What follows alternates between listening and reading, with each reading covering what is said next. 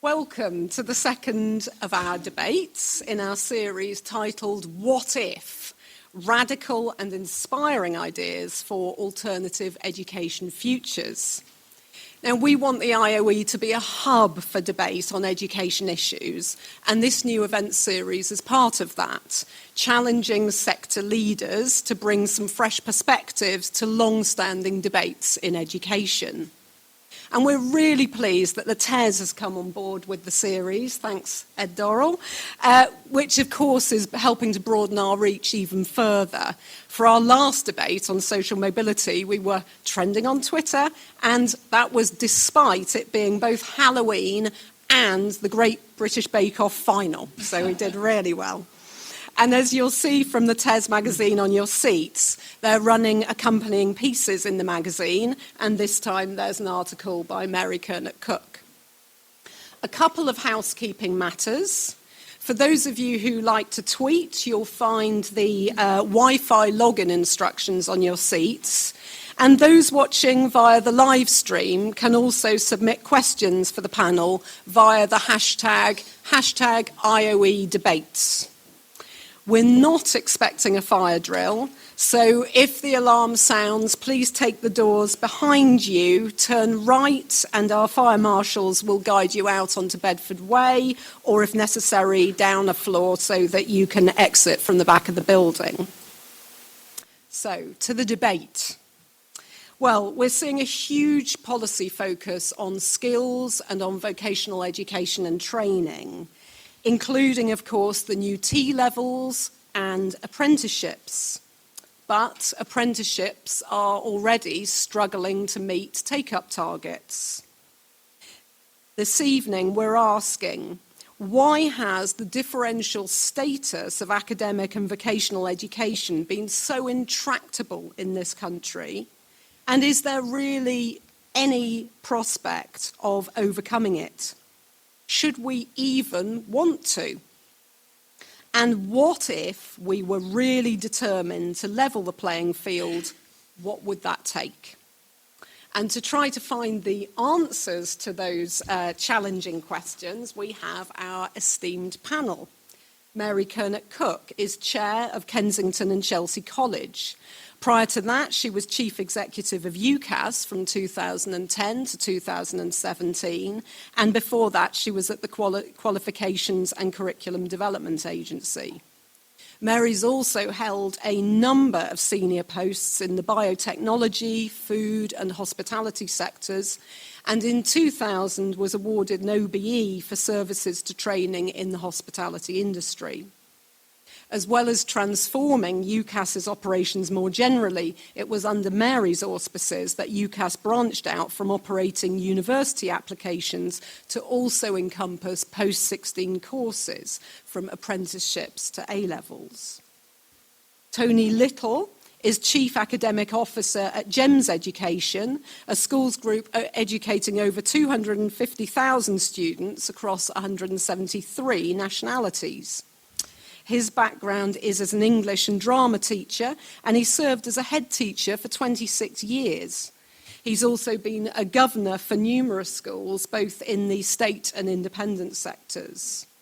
And aside from his extensive experience in education, our interest is in hearing from Tony on this topic because of his experience in part of the education sector less associated with vocational options, including the 13 years he spent as headmaster of Eton.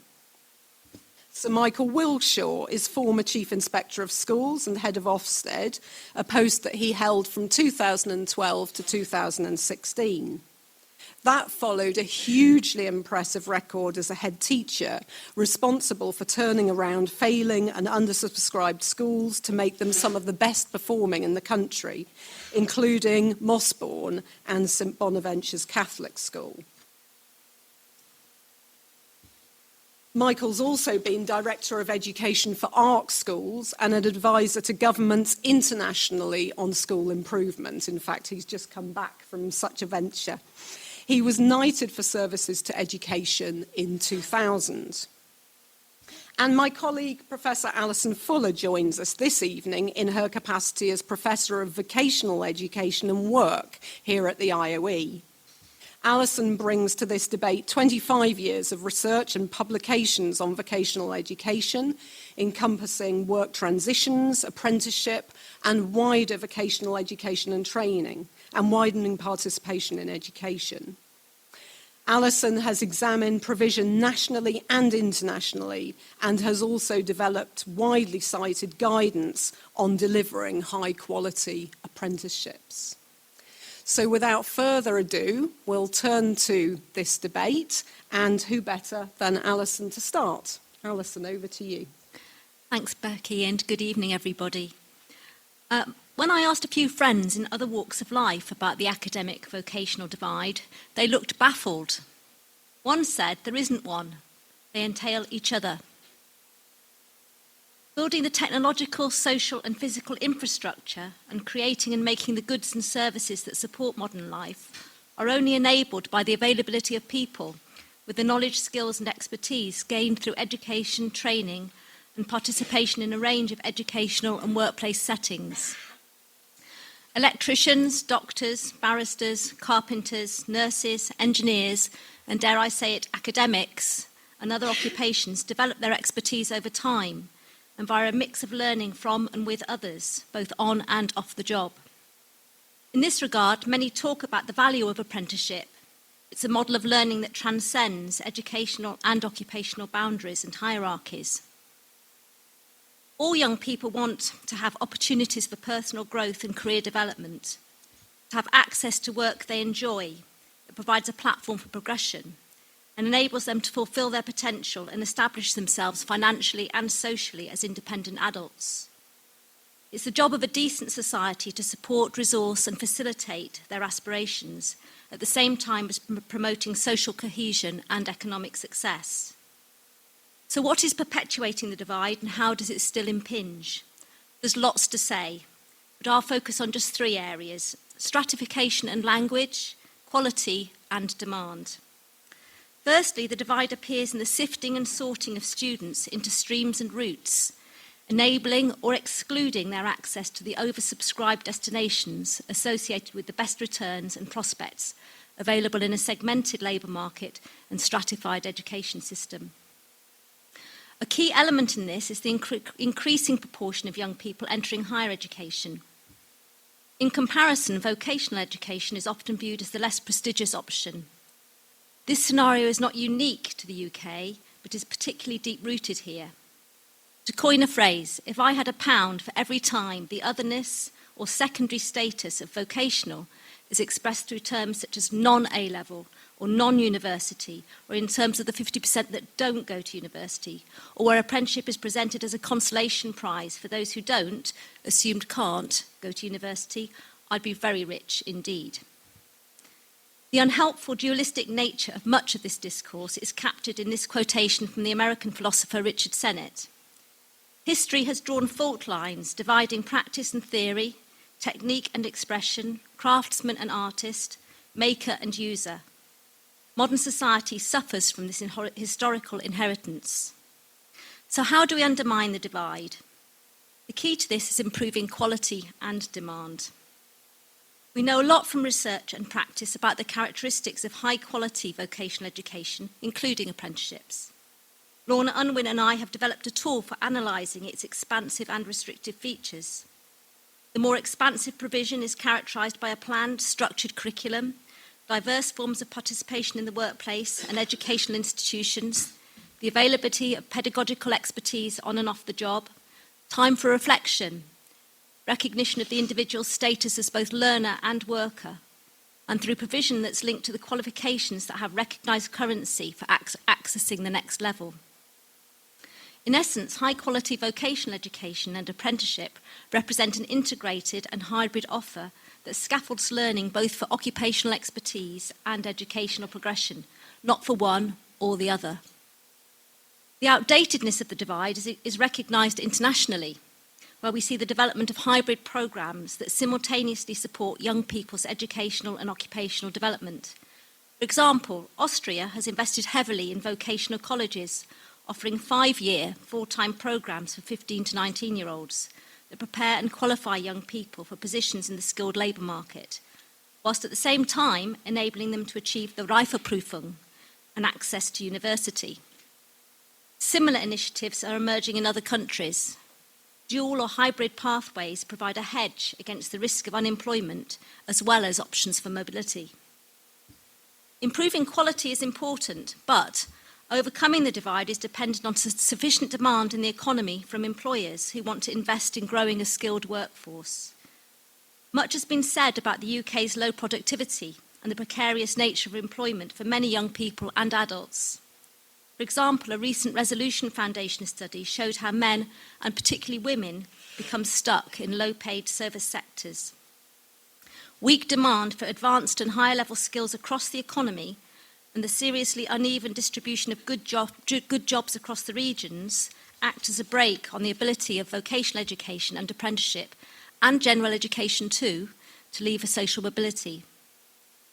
In our research, we found that apprenticeship provides a window into the health of workplaces. Where apprenticeship is done well, you tend to find there's good training and development in place for the whole workforce, well-designed jobs, higher levels of employee involvement, and opportunities for career progression. The quality of work is important, providing the structural and workplace pedagogical conditions to facilitate or inhibit learning. Contributing effectively in and across diverse teams requires development of what's being called relational capacity.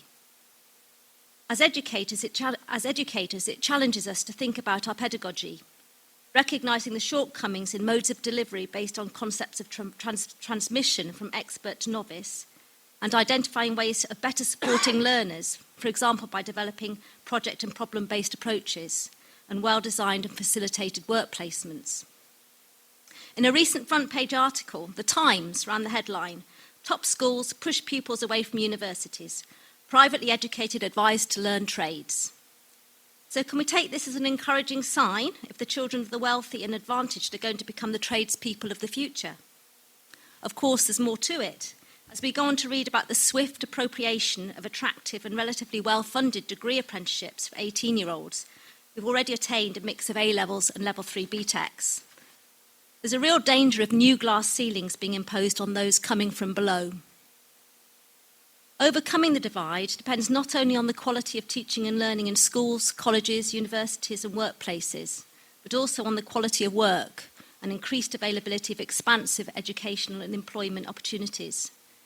John Dewey argued for a concept of vocational education that recognises the intrinsic values associated with holistic learning for occupational expertise and practice, for the individual and for wider society. Lorna Unwin has suggested that this broader understanding of vocational education should be reflected in all education. It won't be easy or cheap, but if we achieve this, we would be well on the way of overcoming the academic-vocational divide. Thank you, Alison.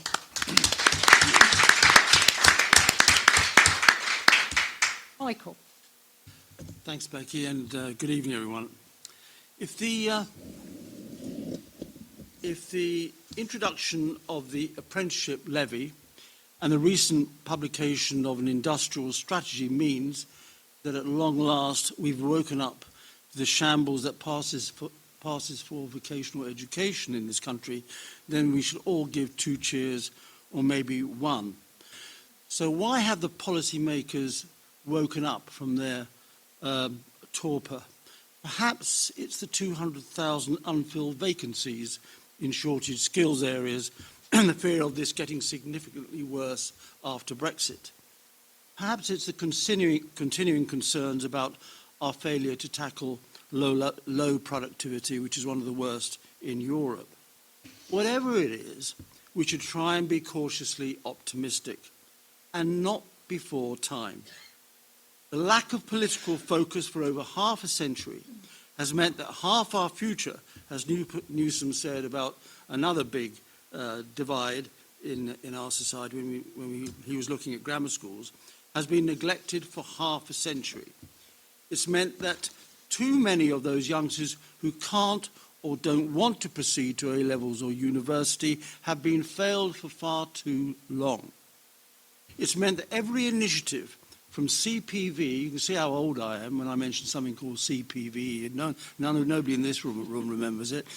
It's meant that every initiative from CPVE to TVEI to diplomas to GMVQs to NVQs have foundered because they were taken by other people's children in places that politicians know very little about and rarely send their own children to.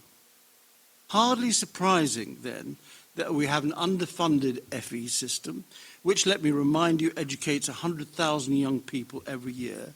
More 16-year-olds go to FE institutions than to sixth form colleges and sixth forms in schools. It's hardly surprising that 40% of colleges in the last inspection year of my tenure as HMCI were judged less than good. It's hardly surprising that 2/3 of youngsters who didn't achieve the benchmark GCSE grades at English and Maths at 16 didn't achieve those grades 2 years later. And it's no good the FE sector complaining about that. They should damn well get off their backsides and work harder to get them those GCSEs. In two of the biggest FE colleges, it's hardly surprising that in two of the biggest FE colleges in the West Midlands, less than 10% of the courses were devoted to apprenticeships. That's in the West Midlands, in the Black Country, the heart of the old Industrial Revolution. Hardly surprising that the largest institutions in our country, the most autonomous and the most unscrutinised institutions in our education system, are not subject to LEA or RSC oversight, are the most underperforming. More interested in the completion of courses than their relevance to local and national employment needs. Hardly surprising that nearly half of apprenticeships, particularly intermediate apprenticeships in the service and business sectors, were judged to be less than good because they were too low level or simply accredited existing work by Ofsted. But, if this new awakening isn't just going to be another false dawn, then a number of things have to happen, in my view. Firstly, political focus has to be more intense, more continuous, and at a much higher level. A junior minister in the DFE with a responsibility for skills who may or may not stay very long will simply no longer be acceptable. A heavyweight politician, a deputy prime minister perhaps, needs to take ownership of what is going to be a huge issue in post-Brexit Britain and sit across the departments of education, business and employment, as well as the CBI and the Chambers of Commerce, to ensure all stakeholders work effectively, especially small businesses where most apprentices are employed and where most of the difficulties arise in relation to the training, finance and the administration of apprenticeships. Without this strong political drive, momentum will be lost and the silos we now see recreated. Education needs to talk to business on the curriculum and vice versa. The Department of Employment needs to talk to both on job vacancies and skill shortage areas. The CBI needs to work with local employers on the accreditation and training of apprentices. I don't need to labour the point. Secondly, the secondary curriculum has to be given the flexibility to accommodate a strong core, as well as those subjects and areas of the curriculum that young people need for employment in the 21st century. The study of history and geography should not be at the expense of sufficient time being given to design, robotics, computer science and technology. I despair at the number of schools I've been into recently where technology workshops and engineering studios have been stripped out because those curriculum areas have been downgraded. For goodness sake, the EBAC has its place, but the idea that every student should do it, as was suggested by the Department of Education not so long ago, is quite clearly bonkers. Thirdly, get Ofsted to shine a much more intense spotlight on careers education in secondary schools to improve the dire state of vocational guidance, particularly for those students looking for apprenticeships. Indeed, the government should urgently introduce a UCAS system for apprenticeships to make the whole process of application much clearer and much simpler for students thinking of pursuing apprenticeships after they leave school. Fourthly, do something urgently about the growing disparity in performance in secondary schools in the north of England and the south. What's happening at the moment is completely unacceptable and is creating a huge inequality in provision across the country. Unless youngsters leave school literate and numerate, they will not go into apprenticeships. And it's simply not fair what's happening in secondary schools in the north to deny those youngsters that opportunity. And lastly, don't abandon the UTC initiative to inject more competition into the FE space. But make sure that UTCs are lodged firmly into successful multi-academy trusts to ensure that there is effective oversight and intervention, which there isn't now with standalone UTCs.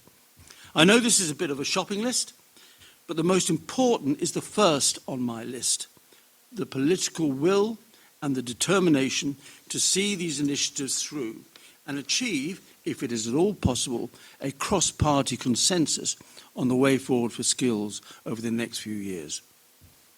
Michael, thank you.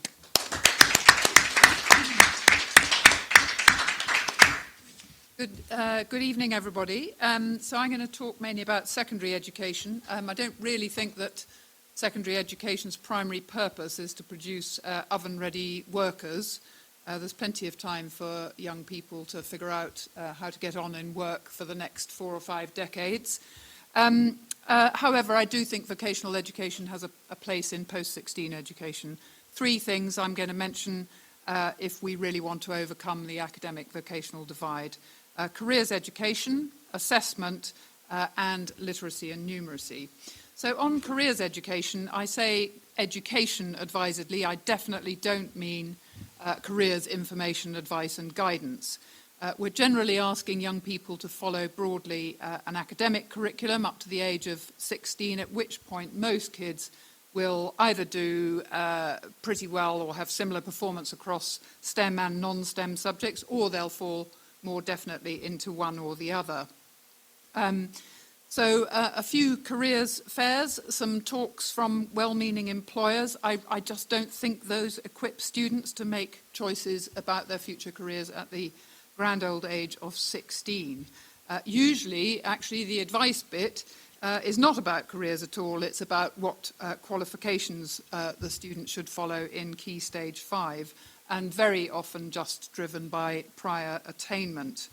When I say careers education, I mean actually teaching young people about different sectors, what happens in different sectors, what different types of jobs there are, the difference between the private sector and the public sector, manufacturing and service sectors, what exactly is an entrepreneur, what's the difference between being a small cog in a big wheel or a big cog in a small wheel, high autonomy, low autonomy jobs and so on. And by the way, also the risks and sacrifices that come with high paid, high responsibility jobs.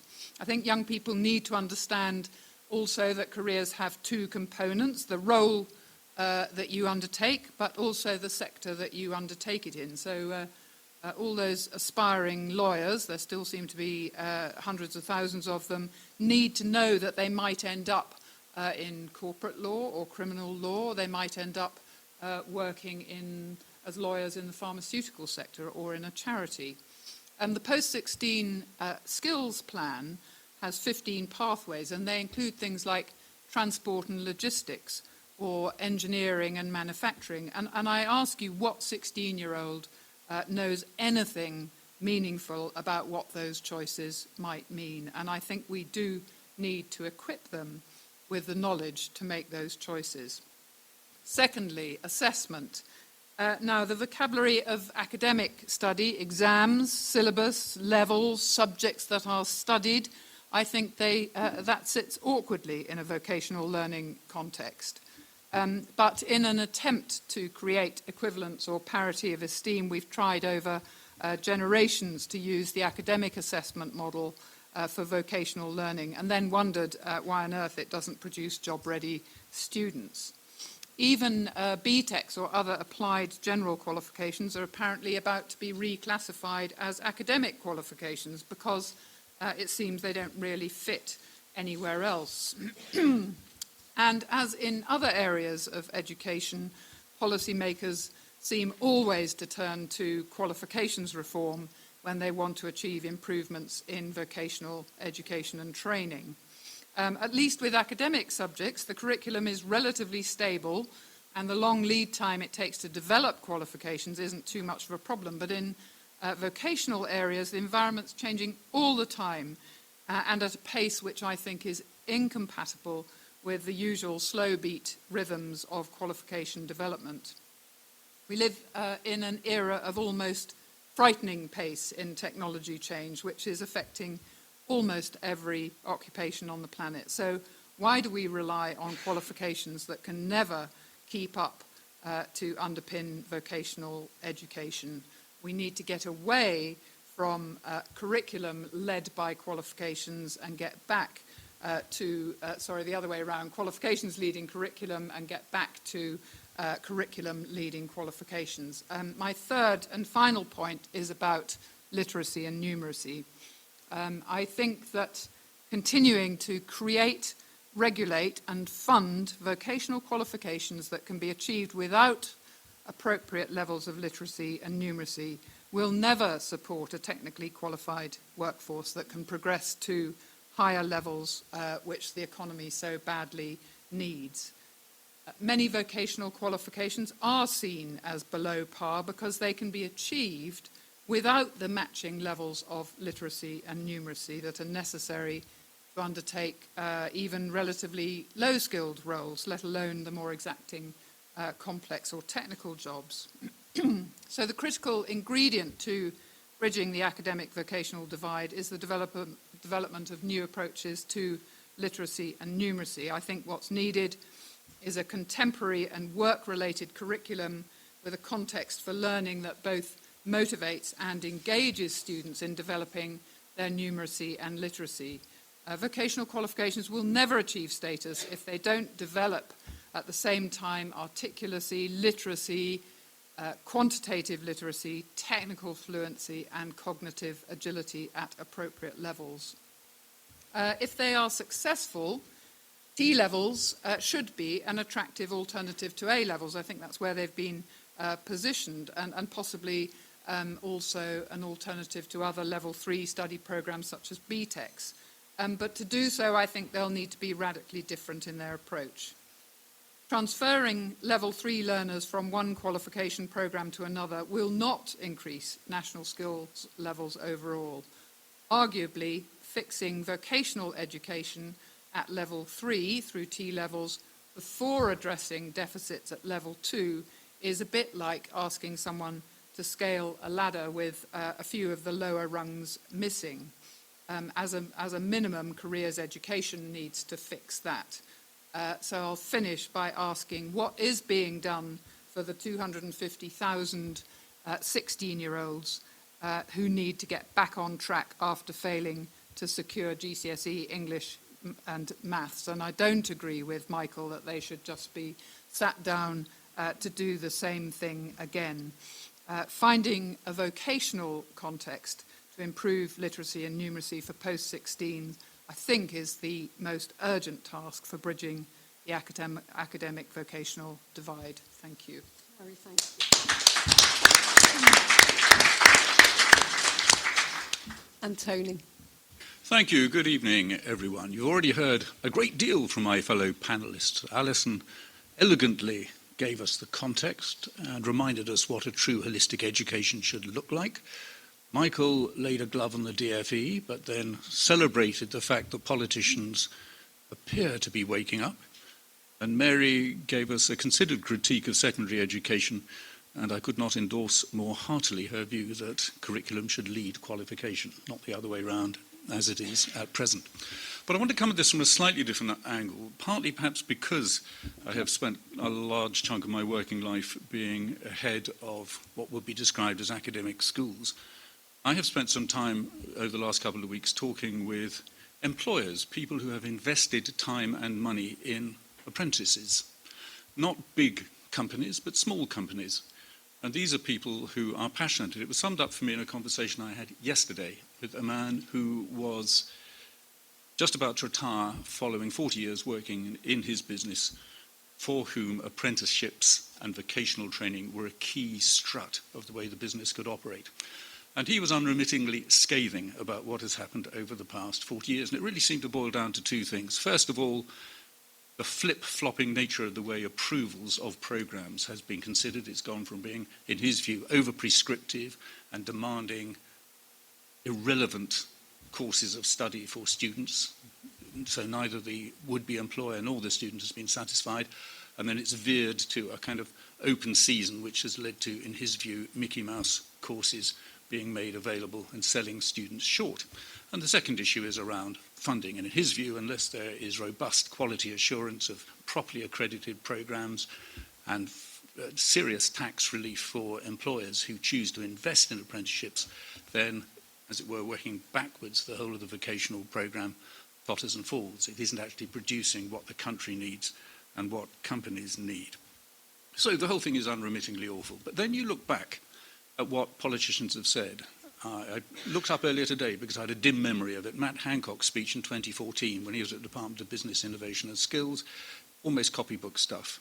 There's a rather fine analysis of what's been wrong and what we should do right. Go further back to 2008, the Labour government proposals for a mixed economy post-16. It's pretty impressive reading. So somehow collectively we've managed to identify the problem and pretty much agreed it's a mess, and successive generations have made the mess even worse. So why? Why? Well, it seems to me two things, doubtless many more, but two things occur to me. The first is that we have never properly explained the benefits of vocational courses to all students.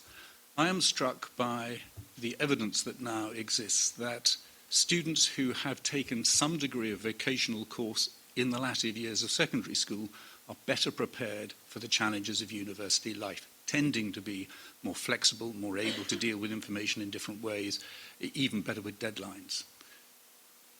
Given the changing world, which is, we're about to move from a period, I suspect, of linear change into a kind of exponential change where all bets are off and the world would look vastly different, that a multiplicity of learning styles should be encouraged for all our students. Back to what Alison quoted from Dewey, the true nature of an holistic education. Let me take time out in a parenthesis and say, here am I, having spent years talking about the benefits of holistic education in a broadly academic school, having nothing to do with vocational courses. So, I'm a hypocrite, but it goes with the territory. I'll come back to that point as to why I didn't. So, explaining the benefits could be done better, more fully, and with greater purpose. But there is something else as well, and that's to do with an innate snobbery that exists within the world of education. Over the last couple of years, I spent a lot of time travelling around the world, and if the divide between the vocational and the academic is marked here, which it is, it's like that in spades in some other parts of the world. And I've recently come back from a Southeast Asian country, where it seems to me there are three palpable assumptions operating which make the two worlds completely separate. The first is the idea that there is a separate distinction to be made between the academic and the vocational. In other words, as a student, you fall into one camp or the other. They're quite discrete groups. The second is that high-performing students in schools must be academically inclined. Seems a little odd, but it's quite clearly, it's palpably there in that culture. And the third is that almost by definition, the hands-on vocational students, pretty much by definition, must be in academic terms rather dim. And it's deeply rooted in that culture in a way that even in the UK might seem trenchant and faintly absurd. But actually the backwash is with us, and I speak to many, many parents and have done over the years, and in one shape or form, that's pretty much what they feel. So, what's to be done? What's to be done? I'm leaping over the detail to the bottom line. But in my view, things won't change until it is an obligation on all schools and all students post-16 to take at least one vocational course, whoever they are, whatever their aspirations may be.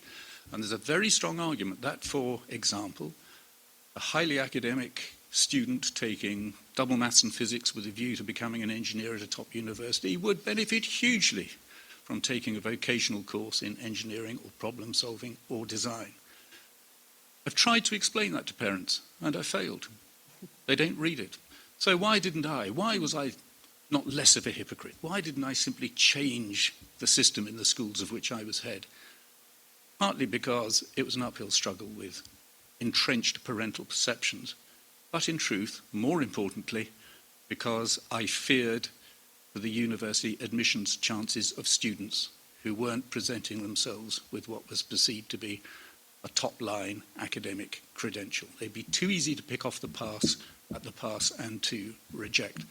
So hand in glove with my suggestion that all students in all our schools post-16 should take at least one vocational course must come with the re-education of our university admissions tutors and making it incumbent on them that they must take these qualifications in the round and as a balanced package.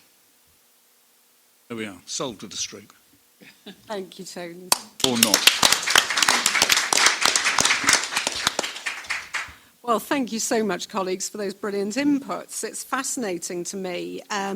First of all, to hear the broad consensus, actually, at the need to challenge the divide. We haven't really had much about the should we want to challenge that divide at all.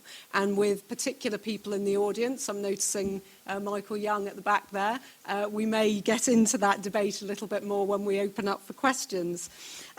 Secondly, it seems to me that there's a challenge, isn't there, that's coming through some of the contributions about this potential conflation, but there's agreement that we shouldn't be thinking about vocational qualifications as being for those that can't, right, go on to A-levels and universities and so on.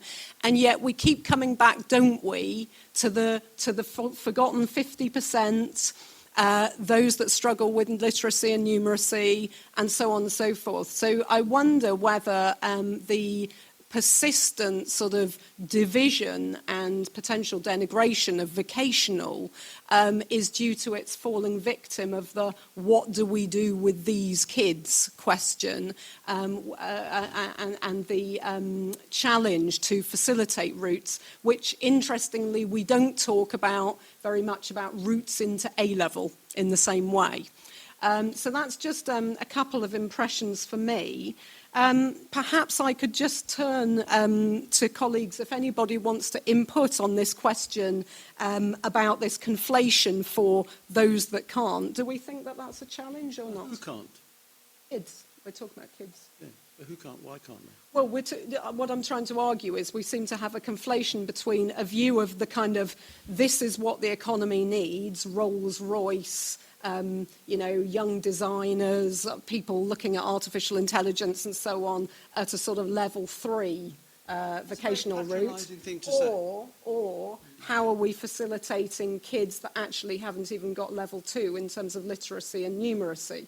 So my worry is that actually this has been a struggle for UTCs, hasn't it? They were originally envisaged as these amazing hubs of technical brilliance and so on, but in practice often have been seen as problematic for parents and struggling to fill their roles because of this public perception. So this is the challenge, is it not? Well, it's a classic argument of a failing head in a failing school. These kids can't. Down the road, a mile down the road, you find another head of a very successful school with the same sort of intake saying we can. So why don't we say they should get into A-levels? That's my point. Well, they can do an equivalent A-level course in a vocational subject. I'm not against that. I'm simply against the patronising attitudes that we have towards these youngsters to say they can't do it. I won't be popular with the FE sector again, but, the fact that over 2/3 of youngsters who don't get, and they may have just failed their GCSEs, don't get that minimum qualification 2 years later. And there will be people flocking to the cause of the FE sector saying, well, it's just too difficult, they've lost interest, and all the rest of it. That's a nonsense. I was only trying to characterise the debate, by the way, but colleagues on this side, what do you think? Well, I'll just pick up a bit of that and a bit of what Tony was saying, because I watched while I was at Mission Control UCAS for 7 years. I watched as universities changed to actually start accepting students with BTECs and similar vocational qualifications, because there simply weren't enough human beings with A-levels going around with the population falling and so on. Most of, actually 25% of the undergraduate intake now is going with BTECs and similar qualifications, either mixed with A-levels or on their own. I was at Nottingham Trent University, highly respected former polytechnic, which is heavily in the kind of middle tariff sector. They have nearly 40% of their intake with BTECs. Nevertheless, the university sector has had to change how it supports students coming in with BTECs because they don't come with the requisite literacy and numeracy, and therefore the study skills that allow them to successfully access higher education. I think, Tony, the universities would welcome with open arms students that came with vocational qualifications if they were a proper preparation for higher education. So you're absolutely right. There wasn't probably anything that you could have given your students at Eton in the kind of vocational realm that would have been acceptable to, particularly to the high, the Russell groups and so on. So, BTECs and other level 3 vocational qualifications, in my view, are not level 3. They're level 2.5. And that's why they've become the sort of pathway for the young people who haven't got such strong GCSEs. The strong ones go into the A-level set and the less strong ones go into the BTEC set, because it is easier to succeed on a BTEC route if you haven't got that underpinning literacy and numeracy. I'm sorry to put it in such stark terms, but I've seen it over and over and over again. Well, Mary, I wouldn't disagree. I think you're right, but you're talking about an aspect of the problem that we can fix, and that's making the vocational qualifications of a suitable standard. Absolutely. It goes back to my employer, the chap I was talking to yesterday, decrying the fact that there is not robust quality assurance of vocational courses at the moment. Absolutely. He sees it at the sharp end running a business, and it's certainly as sure as eggs is eggs. If you were in a university admissions tutor, you'd feel it in the same way. But we can get that right. In terms of how one, whether it's bottom up or top down, that's a matter for debate. But it'd be interesting to speculate that if Oxbridge insisted on a vocational course for any student whom they were going to accept, I suspect that would have a seismic effect in very short order in the whole landscape of vocational training. Thank you. Alison, did you have a... Just a couple of things. I think somebody said that the best vocational qualification you can have is GCSE English and Maths. So essentially to provide that platform then for going on. And it is shocking when you read that it's still only 50-odd% of the cohort that achieve 5 GCSEs, including English and Maths. So that, clearly is a huge problem, which is perhaps for another debate about why that is and what can be done.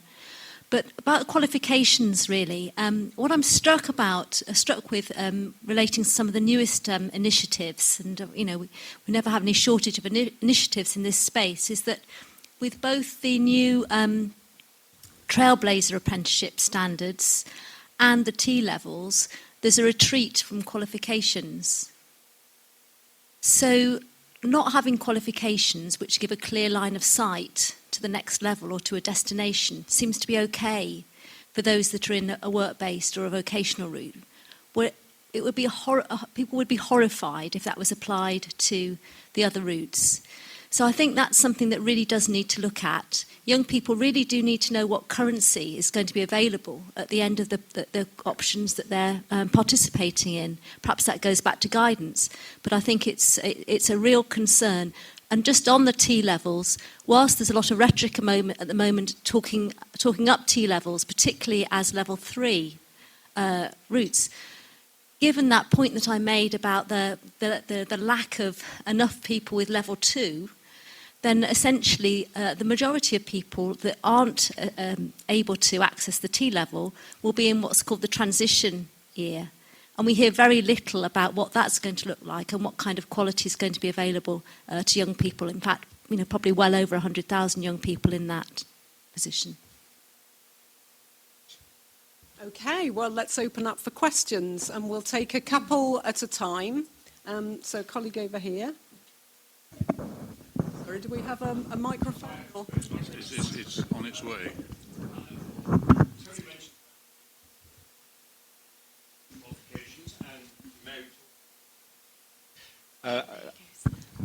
make about every qualification having numeracy and literacy elements, is it really beyond the wit of man or woman to create a curriculum that actually is hybrid in the sense that actually it is able to do both of those things? I have a reason for saying this. I've just come from an IB career-related programme conference this afternoon where there were 70 schools gathered where they're saying that it's a course which is enabling students who previously could not access A-levels to get to university, and also enabling those students both to be able to go to university and also choose between that and taking up apprenticeships. And what that is a hybrid course with the academic and the vocational bound together in a coherent course. Is that really beyond us? Thank you very much. We'll take another couple of questions if we can. Michael.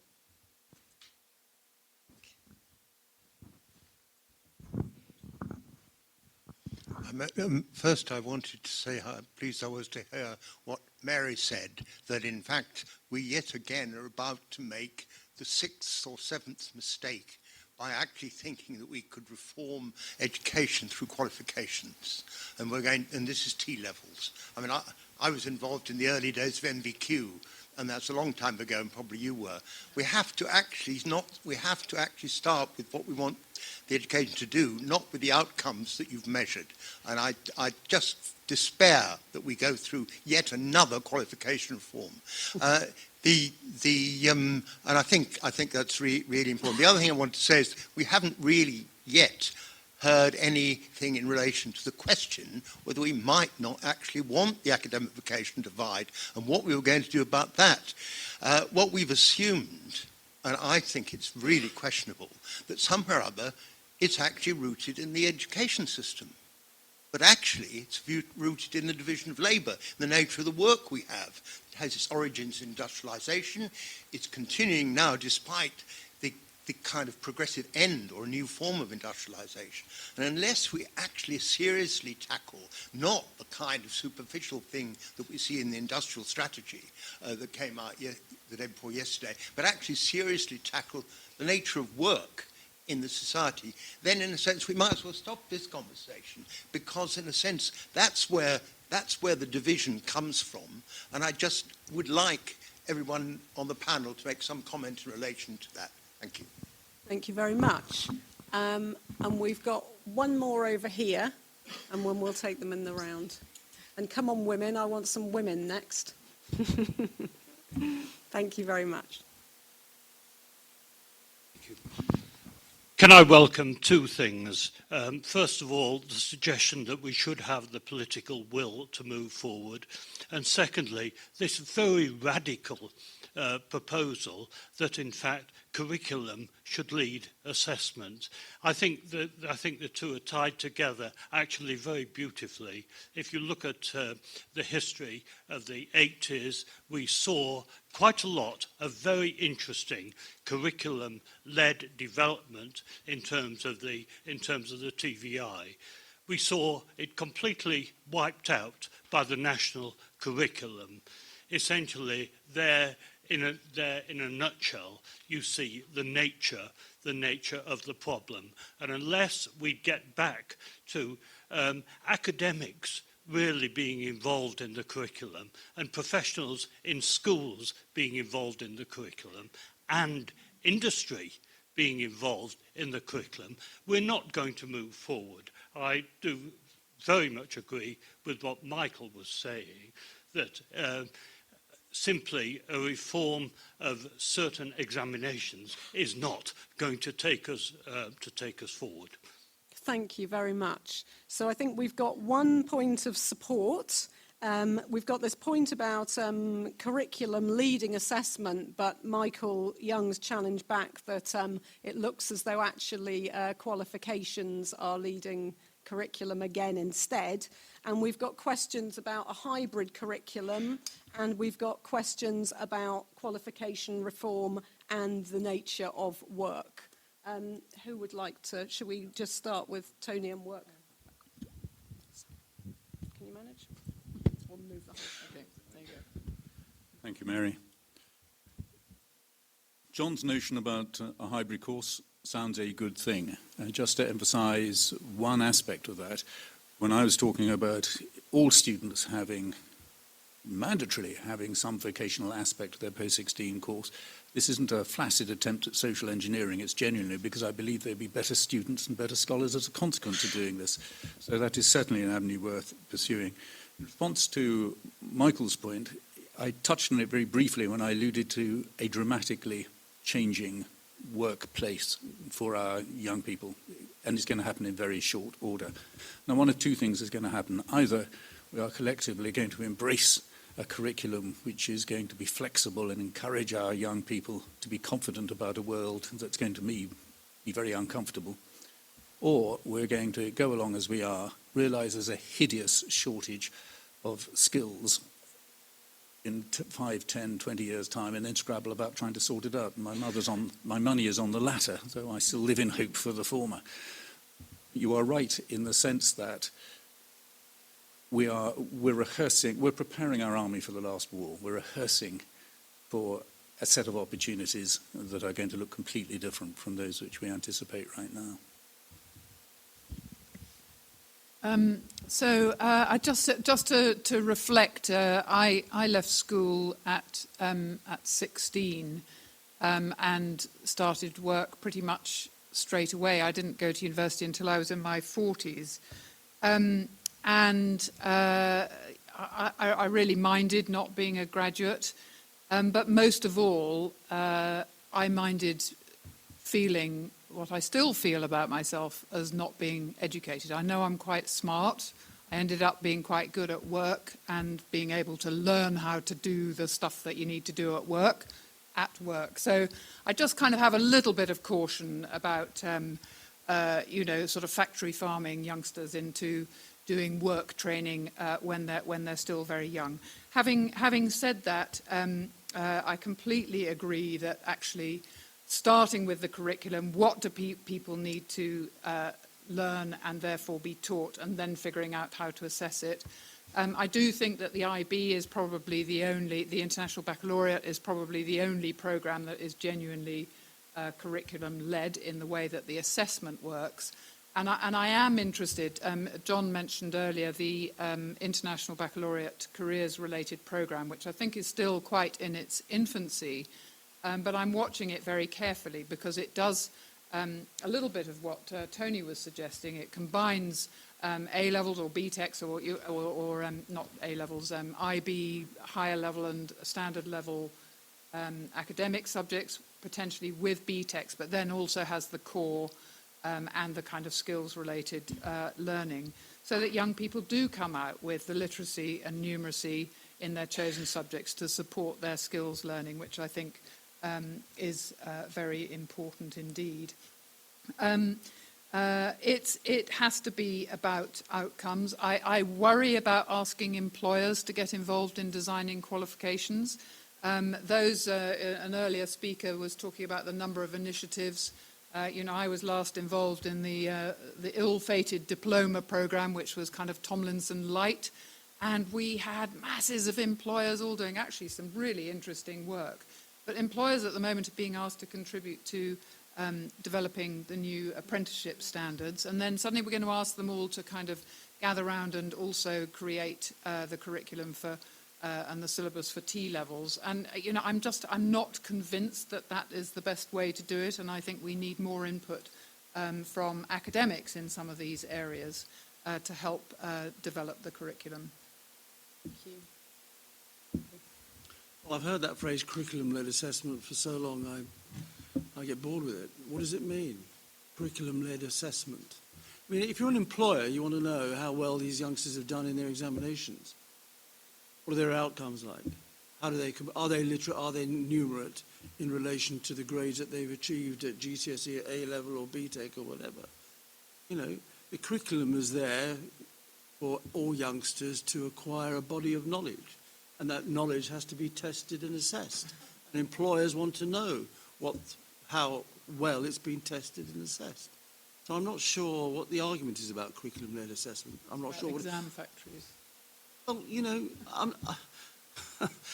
employers want to know how, whether the youngster they're going to take on and pay and employ are literate and numerate and have the relevant qualifications that will be required in the workplace. And, you know, we're apologists for a failing system if we don't recognise that. We're all in this room saying it's not very good, our vocational system in this country. The divide is far too great.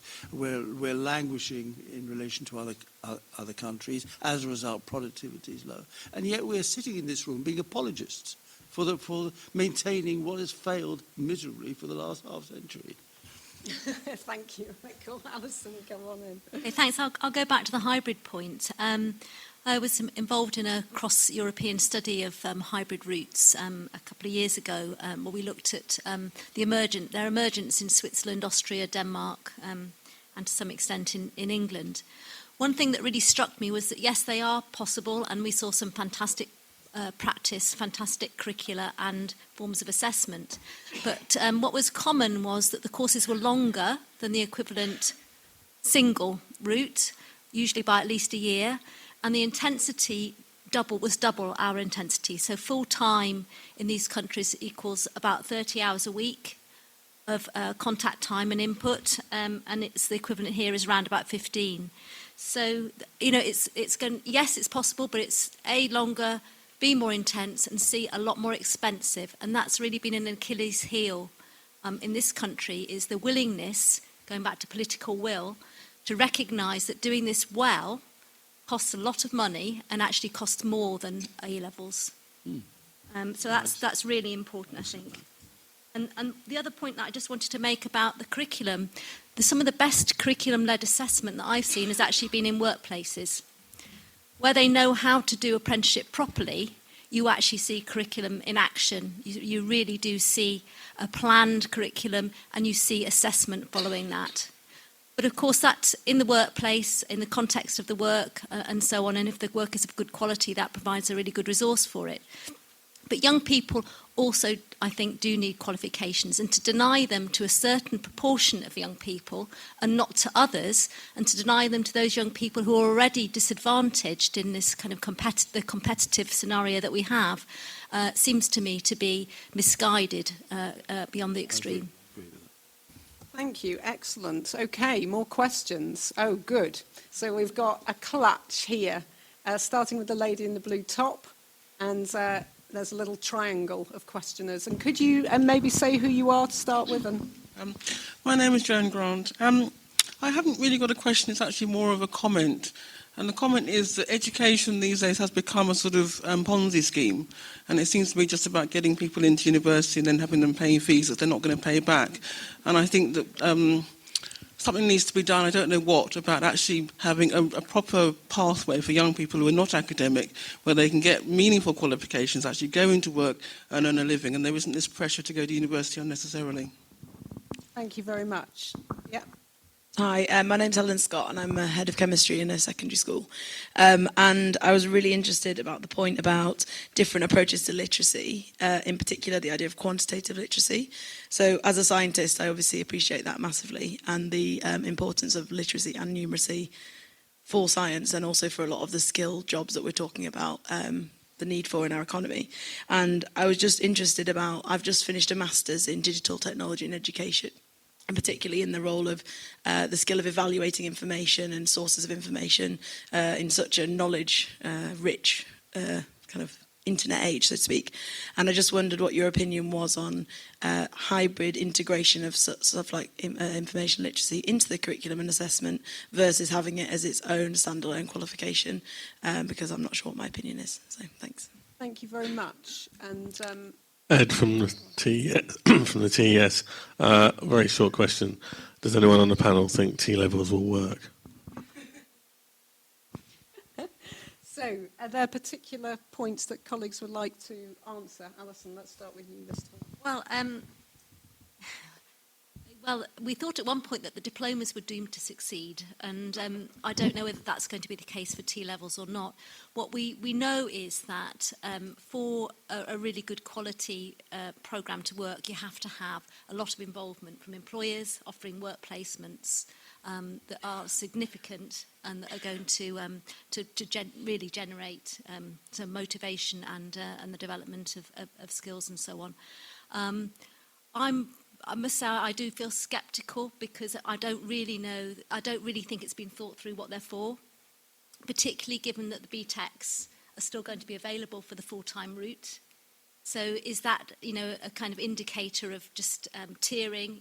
There's A-levels, BTECs, T-levels, apprenticeship. It's really not clear. And given that we know that the majority of those kind of slotted or slated for T-levels aren't going to be doing T-levels, they'll be doing the transition.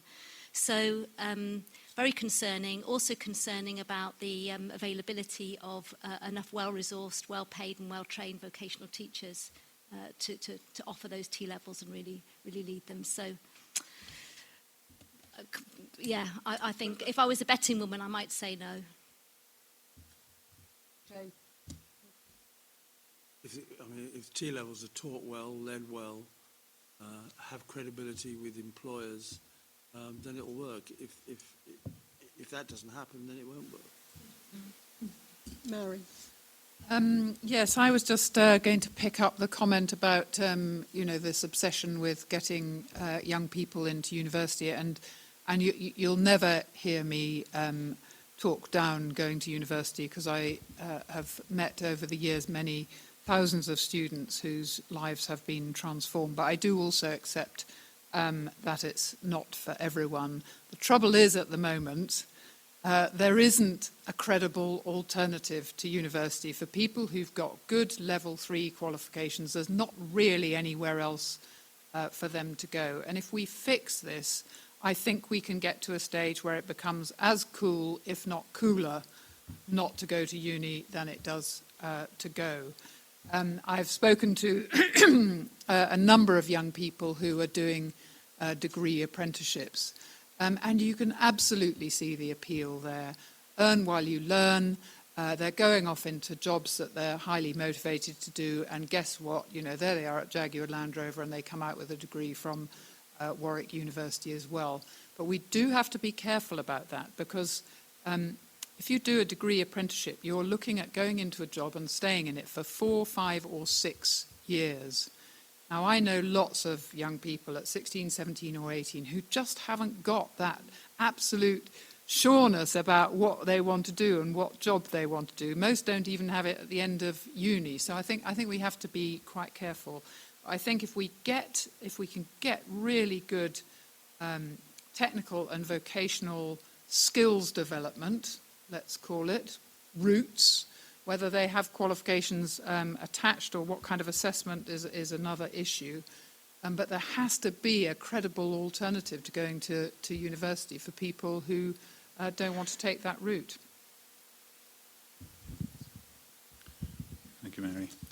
Just pick up on one point, and it was the comment about literacy and numeracy, and it's recurred this evening.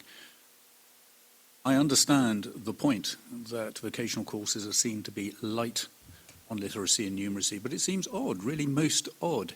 It's as though we're somehow generating an either-or culture rather than a both-and. It seems to me that literacy and numeracy fundamentally should be a part of the cornerstone, the fabric of any vocational course. Thank you. Mary, were we wrong to get rid of polys? Do you know, I don't even really care. I've almost forgotten which are the former polys. I think the sneering about them is completely out of place. I think it's fantastic that having more universities that take in a wider diversity of students with different qualifications is nothing other than a really good thing. Now, do we need something other than universities, technical colleges or something? I think we have them. They're called further education colleges. The trouble is that they've never been funded properly. And they, I'm chair of governors at Kensington and Chelsea College, and, with all the other difficulties, not having enough money to do what they do really, really well, and having a very, very limited curriculum available for post-16 education continues to be a real problem. But do we need another type of organisation, institution. I don't think we really do. We've got a couple of Twitter questions coming in from the live feed.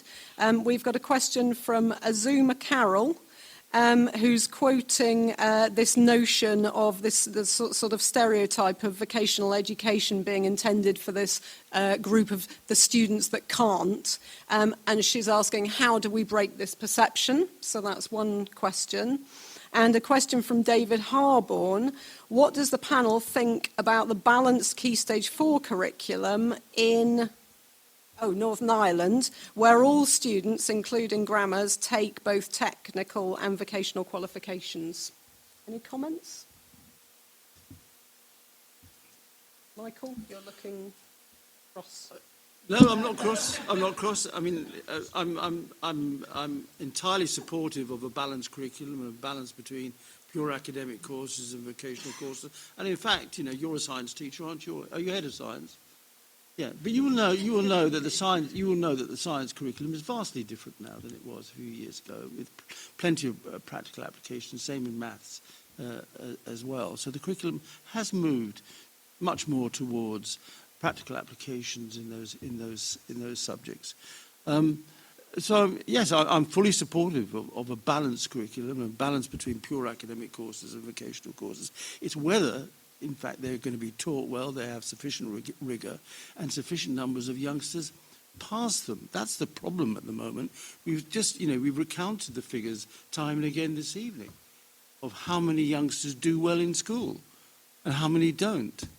And it comes back to that argument, doesn't it, of the head teacher says, these youngsters can't. They can't. With a head teacher further down the road who says, yes, they can. We need that mindset in the vocational sphere, and we haven't had it for so long.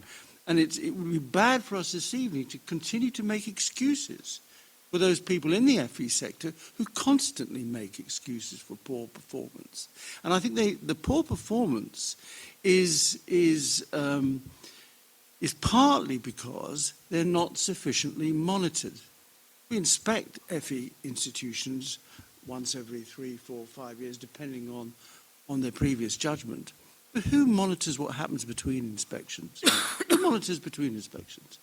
In the way that schools are supposed to be monitored by either local authorities or by these new regional schools commissioners.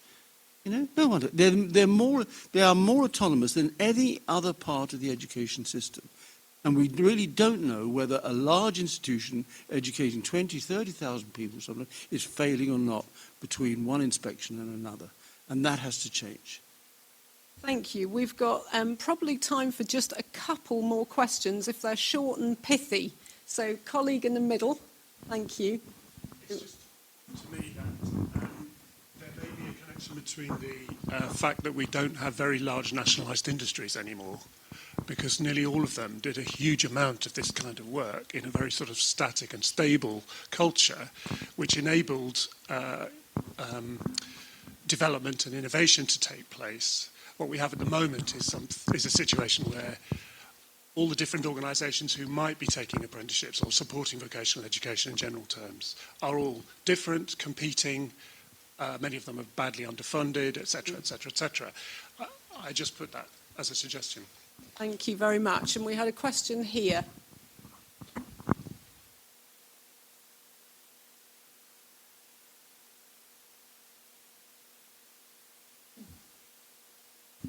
Thank you. I just want to know, is there a place-based element to some of the challenges here? So it's very different to create apprenticeships and vocational training where there is significant employer input potential and the labour market is strong, and quite another in somewhere like Hartlepool or a rural and coastal area where the labour market is much weaker and there are just fewer opportunities.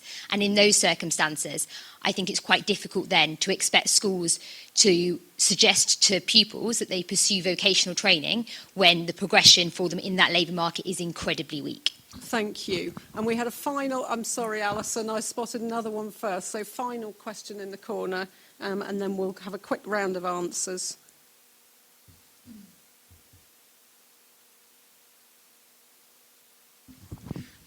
less abstract, more vocational courses with a strong focus on applied numeracy and literacy give an idea of the benefits and uses of numeracy and literacy, which might be more motivating for some people? Okay, thank you. Well, that's a good group of diverse questions. So we've got the geographic issue. We've got something again about literacy and numeracy. And again, this question about sheep and goats, as well as the point about geographic location tying in with the point that's being made about the relevance of employers and local industry, I think. So, comments in? So I'm just going to pick up, just quickly, if I may, the idea that vocational education is intended for those who can't. And I think what's happened is that vocational education has actually become shorthand for those who can't. And we've forgotten that an awful lot of very highly demanding vocational education goes on, but somehow it's not in the voc ed category anymore. I'm talking about medicine and, lawyers, teachers, etc. So I think it's become a shorthand for the sort of not very good bit that we might want to address. I also just thought that the place-based, the geographical distribution of employment opportunities is really important.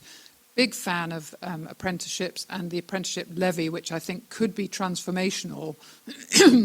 Large employers who are forking out millions to the levy are going to find a way of getting that back and getting some value out of it.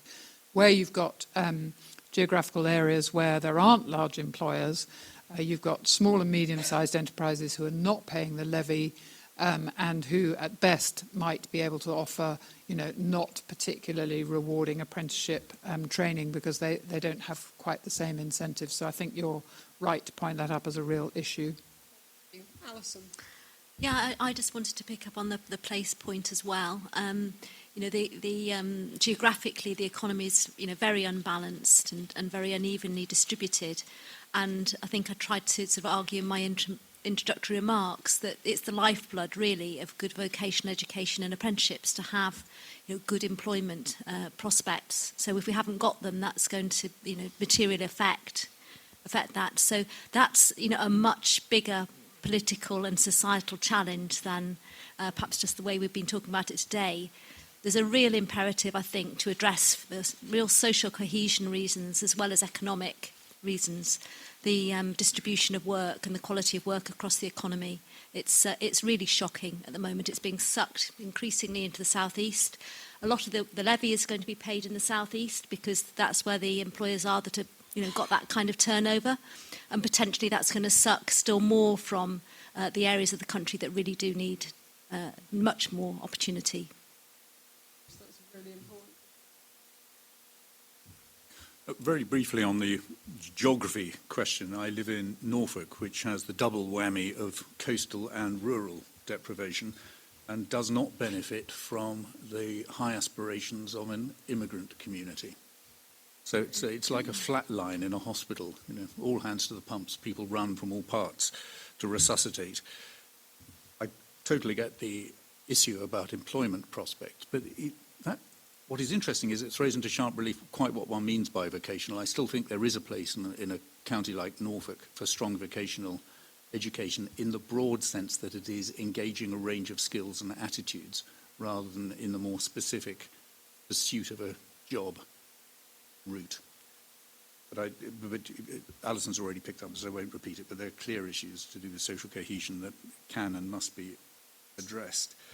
The other point I just quickly wanted to make is I do like the idea of a vocational approach or a packaged vocational approach to literacy and numeracy. They're the two great, it's come up again and again in one shape or form, but literacy and numeracy are the bedrock of everything we do, and we must be inventive and more creative in the way that we find courses that engage all our young people. Thank you. And last word always to Michael. No. Look, I started off by saying this has been ignored for far too long, and we need to address all these issues now, since the government seems to be interested in industrial strategy at long last. But unless there is real political focus, we're not going to get very far. We're talking about the north and those parts of the country like Norfolk which have languished for far too long. Well, that can only be resolved through political intervention. Why, for example, if we're saying that secondary education in places like Liverpool and Manchester and all those satellite towns around those big cities is extremely poor and getting worse, what is the government doing about it? For example, why are some of the most successful London multi-academy trusts, the ARCs and the Harrises of this world, why aren't they being forced, compelled by government to go to these places? You know, it's easy for the chief executives of the trust to say, well, we're only interested in London and the South.